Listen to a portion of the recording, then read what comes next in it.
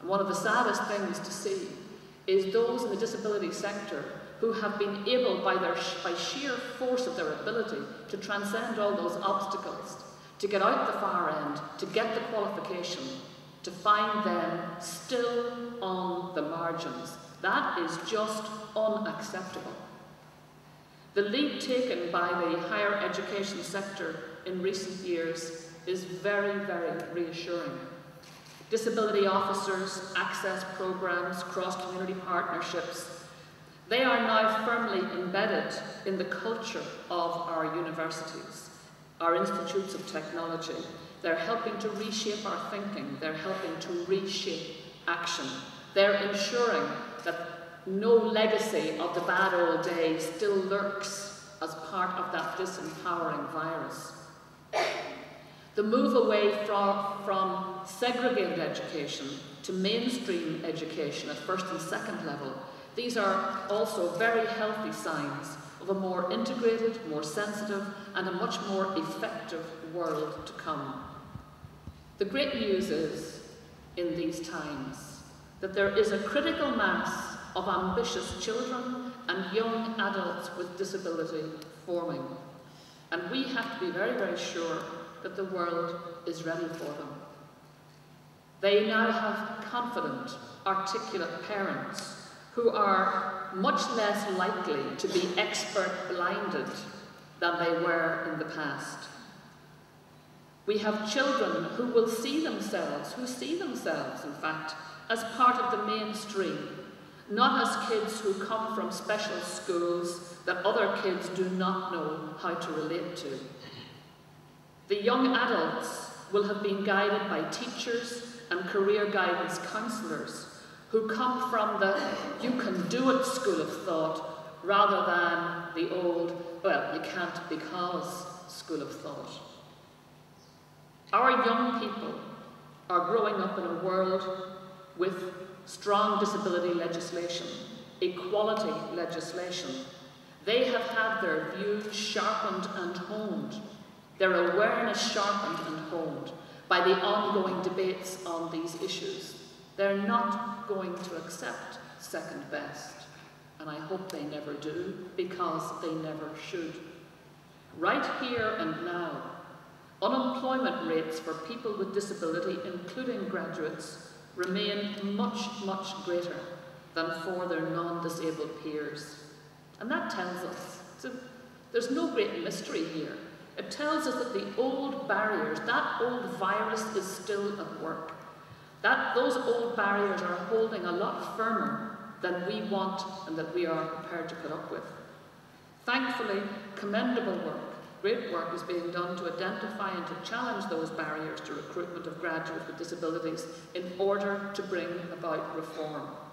Organisations like GET, like AHEAD, like FOSS are pioneering initiatives to support young people with disabilities entering the workforce, to encourage employers to play their part in bringing about greater equality, greater career opportunities for people with disabilities. And I particularly welcome Ireland's first graduate fair, specifically for graduates and students with disability. As a society, we have been educated over and over again by the disabled themselves. They've unpacked our perceptions, they've unpacked our prejudices, they have confronted us with them in and through their everyday lives and ours.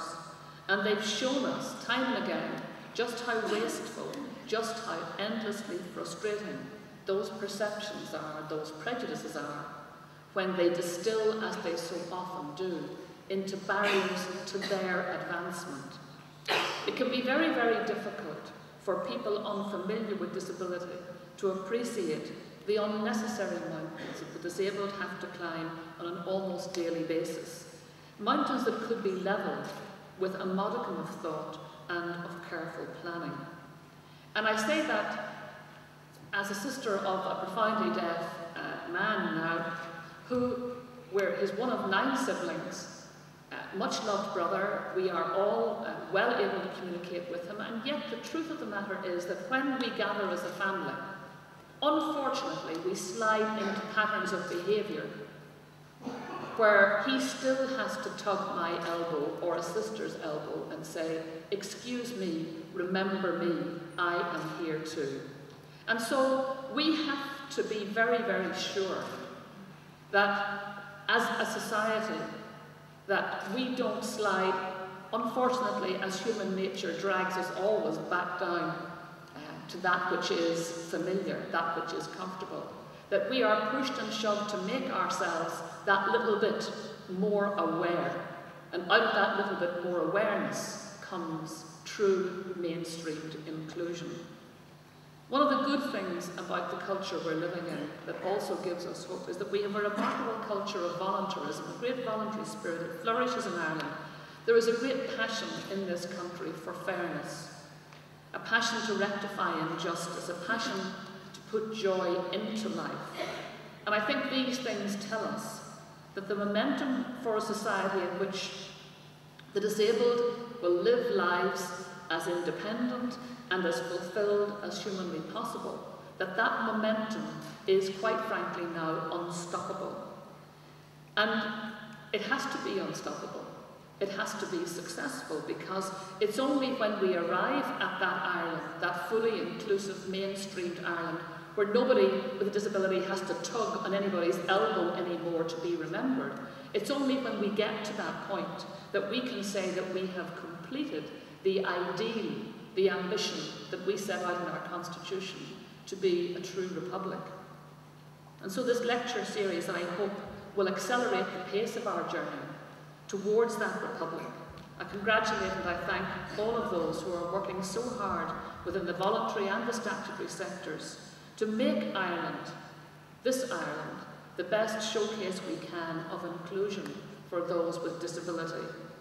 It's wonderful to see the days of benign paternalism disappearing and this new era of direct and strident and strong and tough advocacy emerging. It's already upon us. It was high time. It's a sign that the confidence that permeates today's Ireland is also permeating the sectors which have traditionally been most excluded from the mainstream, and that they are fueled by a righteous ambition to be tomorrow's professionals, tomorrow's politicians, poets, whatever is their heart's desire, whatever is their heart's desire. So we can say with some certainty, I think, at the start of this, as we inaugurate this series of lectures, that the very best part of the journey is yet to come. And with the help of those organisations, with the help of AHEAD, with the help of Get Ahead, we're going to achieve a country to be proud of for both those with disability and those who are fortunate enough not to have disability, but who have to remember that they too actually live with disability.